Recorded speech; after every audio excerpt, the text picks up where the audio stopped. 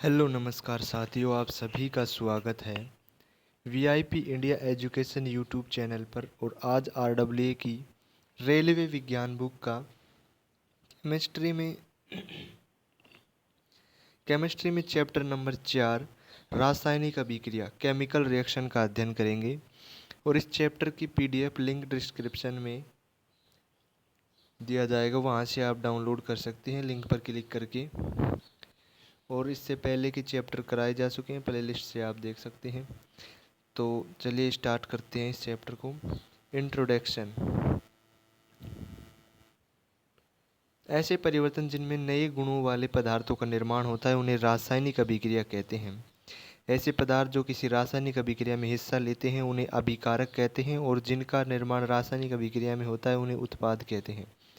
जैसे Na2SO4 sodium sulphate और BaCl2 barium chloride से बनता है क्या अभिक्रिया करने पर? BaSO4 barium sulphate plus 2NaCl sodium chloride.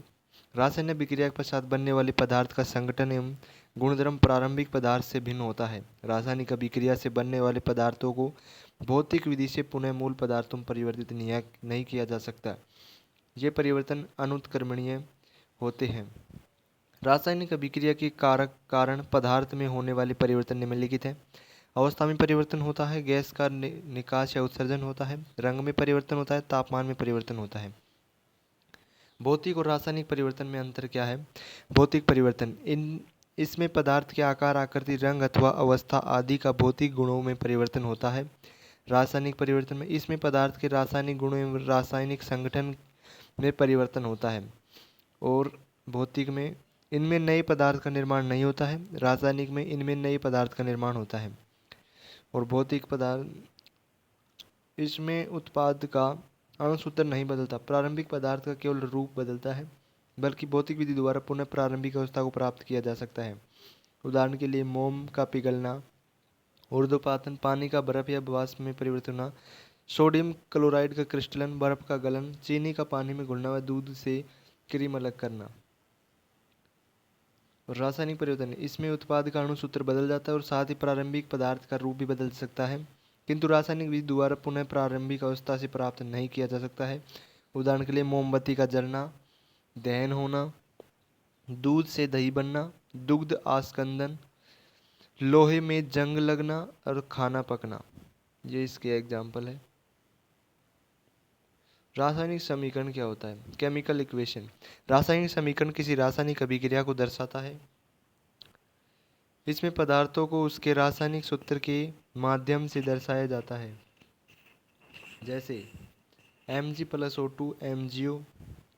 रासायनिक अभिक्रिया की पहले एवं इसके पश्चात प्रत्येक तत्व के परमाणुओं की संख्या समान होती है, अर्थात अभिकारक का द्रव्यमान बराबर उत्पाद का द्रव्यमान होता है। जब किसी रासायनिक समीकरण में दोनों ओर का द्रव्यमान बराबर न हो तो उसे कंकाली या ढांचा रासायनिक समीकरण कहते हैं। जैसे समीकरण 1.1, इसमें दोनों ओर के तत्वों के परमाणुओं की संख्या हिट एंड ट्रायल विधि द्वारा बराबर कर समीकरण को संतुलित किया गया है। LHS में देखो Mg+O2 था तो इसमें 2 लगा दिया, 2Mg प्लस में O2 हो जाएगा 2MgO। ये इसका अभिकारक और उत्पाद बराबर हो गए। अभिकारकों एवं तथा उत्पादों की गैस, द्रव, जलीय तथा ठोस अवस्थाओं को क्रमशः Gl, गैस को G, लिक्विड को L, जलीय को AQ और ठोस को S से दर्शाया जाता है।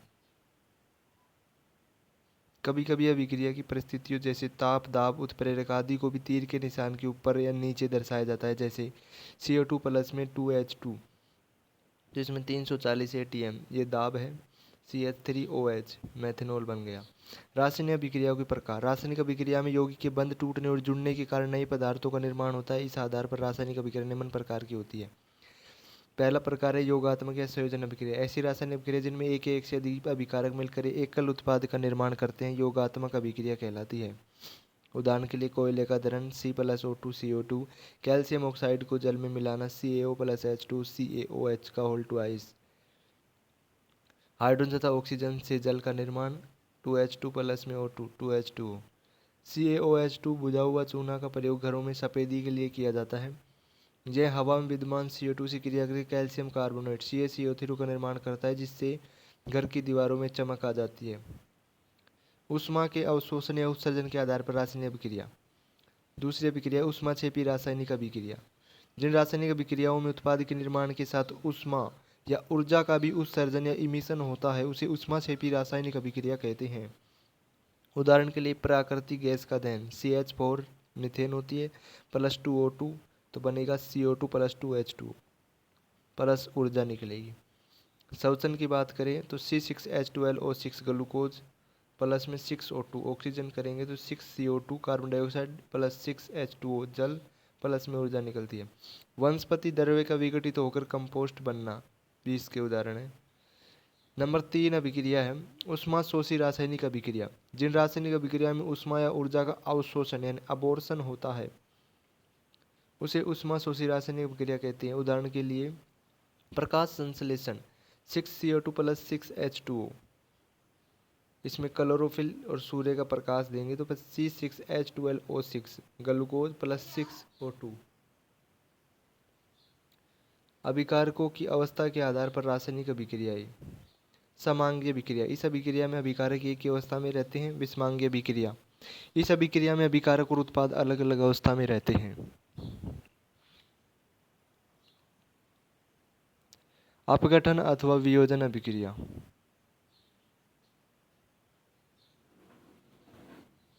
वह रासायनिक अभिक्रिया जिसमें एकल अभिकर्मक बाह्य कारकों के प्रभाव से दो या दो से अधिक उत्पादों का निर्माण करती है अपघटन अभिक्रिया कहलाती है। इस अभिक्रिया में अभिकर्मक को ऊष्मा प्रकाश तथा विद्युत ऊर्जा का प्रयोग करके तोड़ा जाता है। यह 3 प्रकार की होती है ऊष्मीय अपघटन, थर्मल डिस्कम्पोजिशन। ऐसी रासायनिक अभिक्रिया जिसमें अभिकारक को ऊष्मा प्रदान करने पर वह दो या दो से अधिक उत्पादों में विघटित हो जाता है ऊष्मीय अपघटन कहलाता है। उदाहरण के लिए है CaCO3 ऊष्मा देंगे तो CaO प्लस CO2 में बदल जाएगी कैल्शियम ऑक्साइड और कार्बन डाइऑक्साइड में। 2FeSO4 ऊष्मा देने पर Fe2O3 ferric oxide, SO2 sulphur dioxide और SO3 सल्फर ट्राइऑक्साइड बनेगा। नंबर 2 बी है प्रकाश अपघटन। वह रासायनिक अभिक्रिया जिसमें अभिकारक सूर्य के प्रकाश द्वारा अपघटित होता है। उदाहरण के लिए 2AgBr सूर्य का प्रकाश देंगे तो 2Ag प्लस Br2 बदल जाएगा। 2AgCl सूर्य का प्रकाश देंगे 2Ag प्लस में Cl2। सिल्वर ब्रोमाइड का प्रयोग सफेद श्याम फोटोग्राफी में होता है। सिल्वर क्लोराइड का और सिल्वर ब्रोमाइड सूर्य के प्रकाश की उपस्थिति में धूसर रंग यानी ग्रे रंग में बदल जाते हैं। विद्युत अपघटन C वह रासायनिक अभिक्रिया जिसमें अभिकारक के जलीय विलयन में विद्युत धारा प्रवाहित करने के पश्चात दो या दो से अधिक उत्पादों का निर्माण होता है विद्युत अपघटन कहलाता है। उदाहरण के लिए 2H2O विद्युत देंगे तो H2H2 प्लस O2 में बदल जाएगा। जल के विद्युत अपघटन के दौरान ऑक्सीजन गैस एनोड पर तथा हाइड्रोजन गैस कैथोड पर प्राप्त होती है।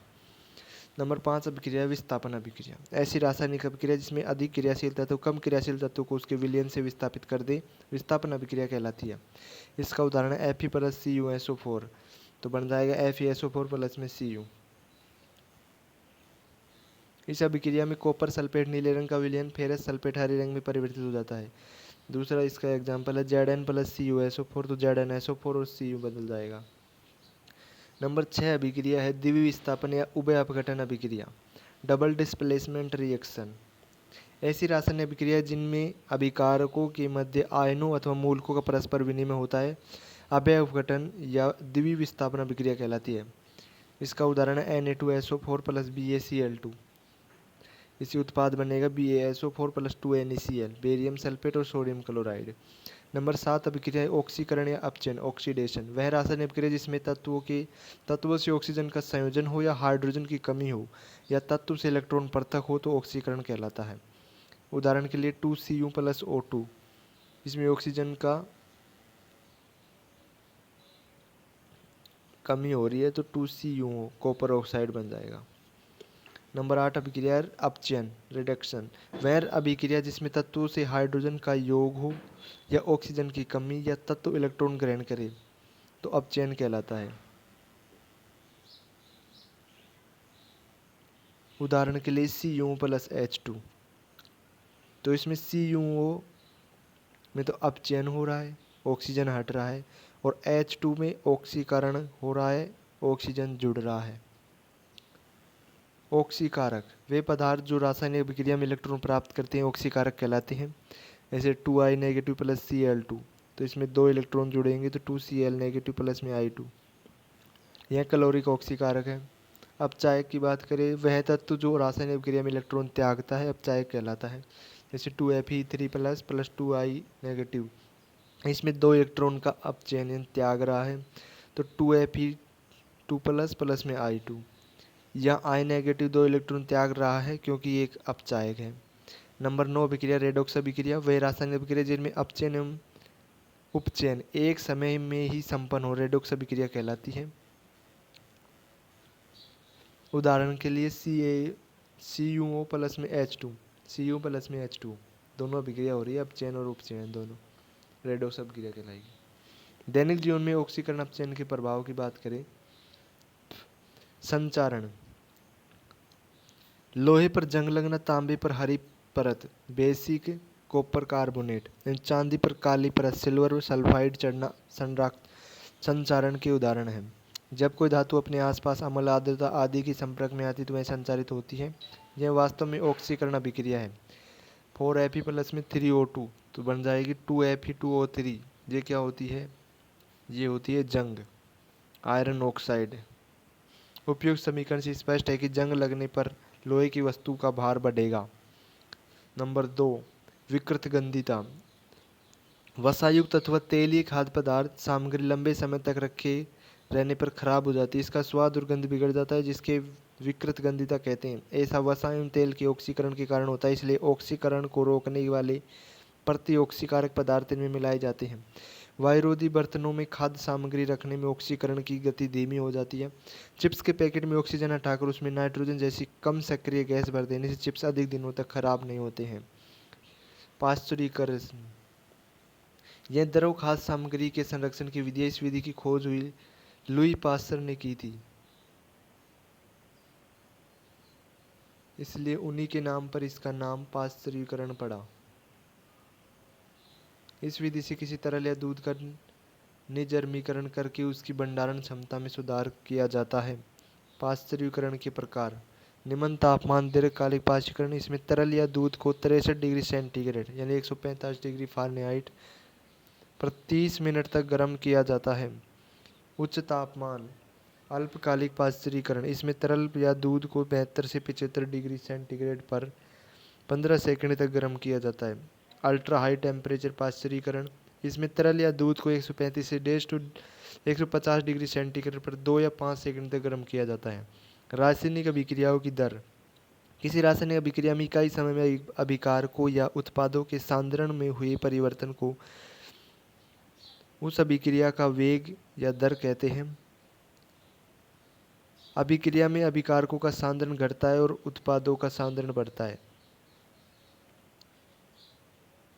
अभिक्रिया की दर को प्रभावित करने वाले कारक, उत्प्रेरक, कैटालिस्ट, ऐसे पदार्थ जो स्वयं रासायनिक अभिक्रिया में भाग नहीं लेती किंतु उनकी गति को मंद या तीव्र करते उत्प्रेरक कहलाते हैं। धनात्मक उत्प्रेरक अभिक्रिया की दर को बढ़ाते हैं या तीव्र करते हैं, जबकि ऋणात्मक उत्प्रेरक अभिक्रिया की दर को घटाते या मंद करते हैं।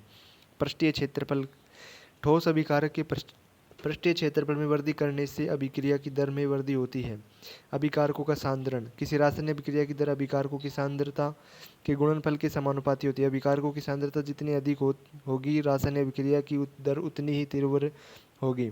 अभिकारकों की प्रकृति, रासायनिक अभिक्रिया की दर अभिकारकों की प्रकृति पर निर्भर करती है। ठोस या द्रवीय अभिकारकों की तुलना में गैसीय अभिकारक अत्यधिक तेजी से क्रिया करते हैं। ध्यान है कि किसी भी रासायनिक अभिक्रिया में कुछ पुराने बंध टूटते हैं और नए बंध का निर्माण होता है। इस प्रकार जिस अभिक्रिया में कम बंध टूटेंगे उसकी गति उतनी ही तीव्र होगी और जिसमें अधिक बंध टूटेंगे उसका वेग या गति उतनी ही कम होगी। ताप, रासायनिक अभिक्रिया की दर ताप पर निर्भर करती है। ताप बढ़ाने पर अभिक्रिया की दर तीव्र हो जाती है। ध्यान है कि ताप 10 डिग्री सेंटीग्रेड बढ़ाने पर अभिक्रिया की दर लगभग 2 गुनी हो जाती है। शुष्क सेल, ड्राई सेल, शुष्क सेल बैटरी में रासायनिक ऊर्जा को विद्युत ऊर्जा में परिवर्तित करके विद्युत धारा उत्पन्न की जाती है। इसमें जिंक धातु से बना एक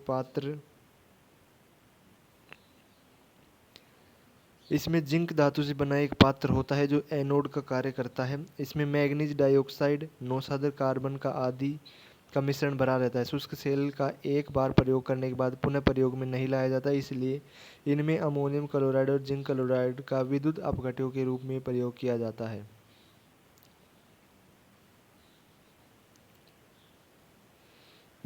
अब करते हैं क्वेश्चंस इस चैप्टर के। विगत वर्षों में पूछे गए महत्वपूर्ण परीक्षा उपयोगी प्रश्न है ये। क्वेश्चन नंबर फर्स्ट, इनमें से कौन सा रासायनिक परिवर्तन है? राइट आंसर हो जाए मक्खन का खट्टा होना। क्वेश्चन नंबर 2, निम्नलिखित में से कौन सा एक भौतिक परिवर्तन? राइट आंसर होगा पानी का बर्फ में परिवर्तित होना। क्वेश्चन नंबर 3, रासायनिक अभिक्रिया के दौरान अभिक्रियाओं के और उत्पादों के द्रव्यमानों का योग अपरिवर्तित रहता है, इसे क्या कहते हैं? राइट आंसर होगा द्रव्यमान संरक्षण का नियम। क्वेश्चन नंबर 4, यदि कोई अभिकारक किसी अभिक्रिया में किसी कारक ऑक्सीजन प्राप्त करता है तो इस प्रक्रिया से गुजर रहा है। राइट आंसर होगा ऑक्सीकरण।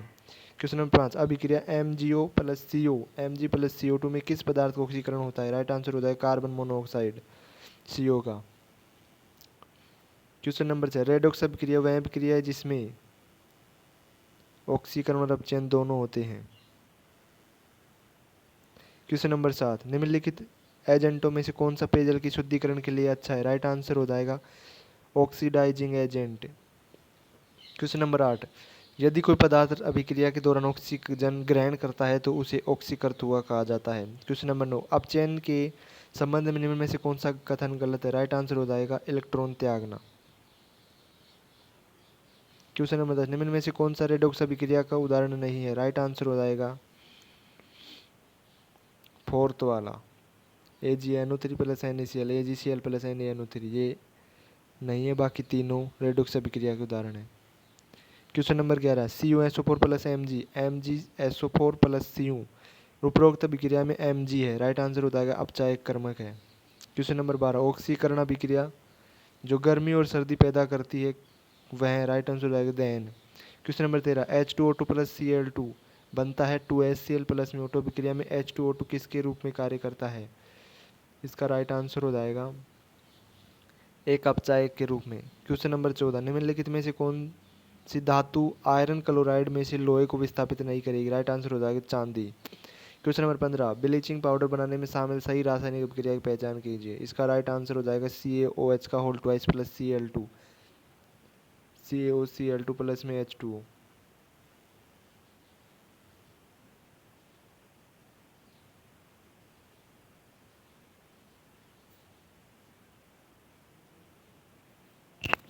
आगे के क्वेश्चन आप पढ़ते रहिए। Question number 17, 18, 19,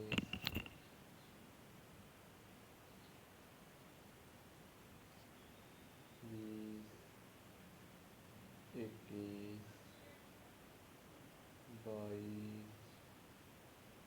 22,